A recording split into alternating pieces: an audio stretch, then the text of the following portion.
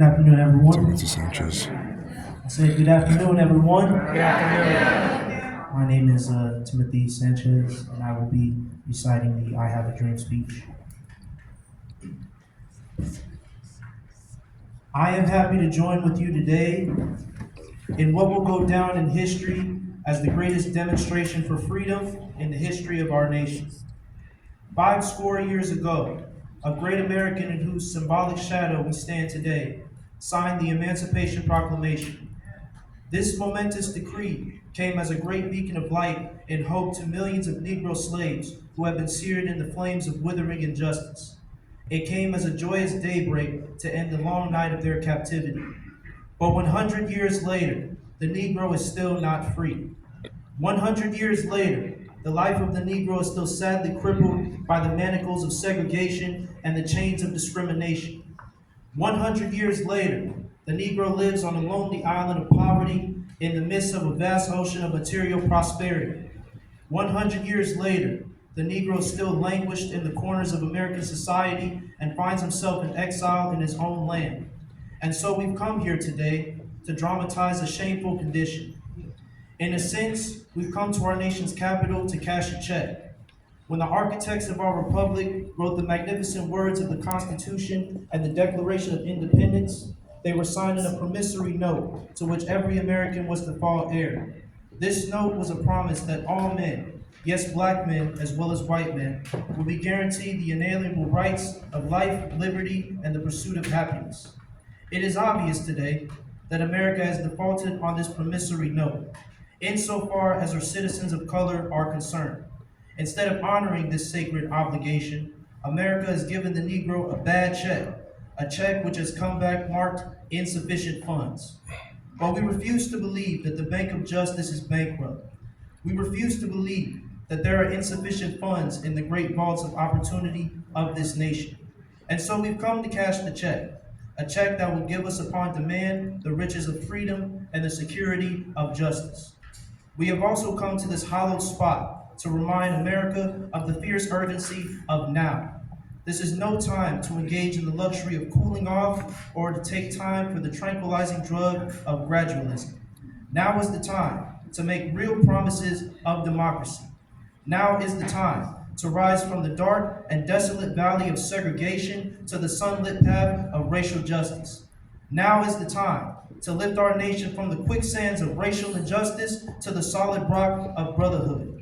Now is the time to make justice a reality for all of God's children. It would be fatal for this nation to overlook the urgency of the moment. This sweltering summer of the Negro's legitimate discontent will not pass until there is an invigorating autumn of freedom and equality. 1963 is not an end, but a beginning. And those who hoped that the Negro needed to blow off steam will now be content and will have a rude awakening if the nation returns to business as usual. And there will be neither rest nor tranquility in America until the Negro is granted his citizenship rights. The whirlwinds of revolt will continue to shake the foundations of our nation until the bright day of justice emerges. But there is something I must say to my people who stand on the warm threshold which leads into the palace of justice. In the process of gaining our rightful place, we must not be guilty of wrongful deeds. Let us not seek to satisfy our thirst for freedom by drinking from the cup of bitterness and hatred. We must forever conduct our struggle on the high plane of dignity and discipline. We must not allow our creative protests to degenerate into physical violence. Again and again, we must rise to the majestic heights of meeting physical force with soul force. The marvelous new militancy which has engulfed the Negro community must not lead us to a distrust as evidenced by their presence here today. They have come to realize that destiny is tied up with our destiny. And they have come to realize that their freedom is inextricably bound to our freedom. We cannot walk alone. And as we walk, we must make the pledge that we shall always march ahead. We cannot turn back. There are those who are asking the devotees of civil rights, when will you be satisfied? We can never be satisfied as long as the Negro is the victim of the unspeakable horrors of police brutality. We can never be satisfied as long as our bodies, heavy with the fatigue of travel, cannot gain lodging in the motels of the highways and the hotels of the cities.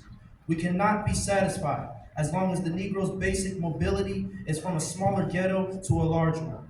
We must never be satisfied as long as our children are stripped of their selfhood and robbed of their dignity by signs stating for whites only. We cannot be satisfied as long as a Negro in Mississippi cannot vote and a Negro in New York believes he has nothing for which to vote. No, no, we are not satisfied, and we will not be satisfied until justice rolls down like waters and righteousness like a mighty stream. I am not unmindful that some of you have come out here out of great trials and tribulations. Some of you have come from narrow jails, and some of you have come from areas where your quest for freedom, licked you battered by the storms of persecution and staggered by the winds of police brutality. You have been the veterans of creative suffering. Continue to work with the faith that unearned suffering is redemptive. Go back to Mississippi. Go back to Alabama. Go back to South Carolina. Go back to Georgia. Go back to Louisiana. Go back to the slums and ghettos of our northern cities, knowing that somehow this situation can and will be changed. Let us not wallow in the valley of despair. I say to you today, my friends. And so, even though we face the difficulties of today and tomorrow, I still have a dream. It is a dream deeply rooted in the American dream. I have a dream that one day this nation will rise up and live out the true meaning of its creed. We hold these truths to be self-evident, that all men are created equal. I have a dream that one day on the red hills of Georgia, the sons of former slaves and the sons of former slave owners will be able to sit down together at the table of brotherhood. I have a dream that one day, even the state of Mississippi, a state sweltering with the heat of injustice, sweltering with the heat of oppression, will be transformed into an oasis of freedom and justice. I have a dream that my four little children will one day live in a nation where they will not be judged by the color of their skin, but by the content of their character. I have a dream today. I have a dream that one day, down in Alabama with its vicious racists, with its governor having his lips dripping with the words of interposition and nullification, one day right there in Alabama, little black boys and black girls will be able to join hands with little white boys and white girls as sisters and brothers. I have a dream today. I have a dream that one day every valley shall be exalted and every hill and mountain shall be made low. The rough places will be made plain and the crooked places will be made straight. And the glory of the Lord shall be revealed and all flesh shall see it together. This is our hope. This is the faith that I go back to the South with. With this faith, we will be able to new out the mountain of despair a stone of hope. With this faith, we will be able to transform the jangling discords of our nation into a beautiful symphony of brotherhood. With this faith, we will be able to work together, to pray together, to struggle together, to go to jail together, to stand up for freedom together, knowing that we will be free one day. And this will be the day. This will be the day when all of God's children will be able to sing with new meaning.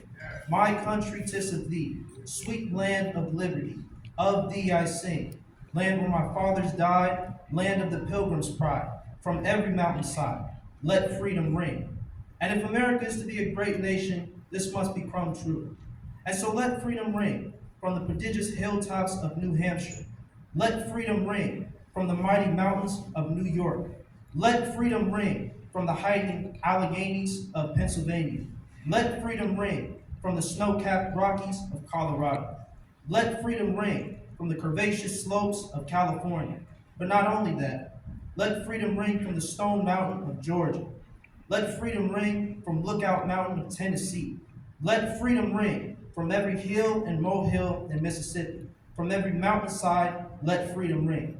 And when this happens, and when we allow freedom to ring, when we let it ring from every village and every hamlet, from every state and every city, we will be able to speed up that day when all of God's children, black men and white men, Jews and Gentiles, Protestants and Catholics, will be able to join hands and sing in the words of the old Negro spiritual, free at last, free at last. Thank God Almighty, we are free at last. Thank you.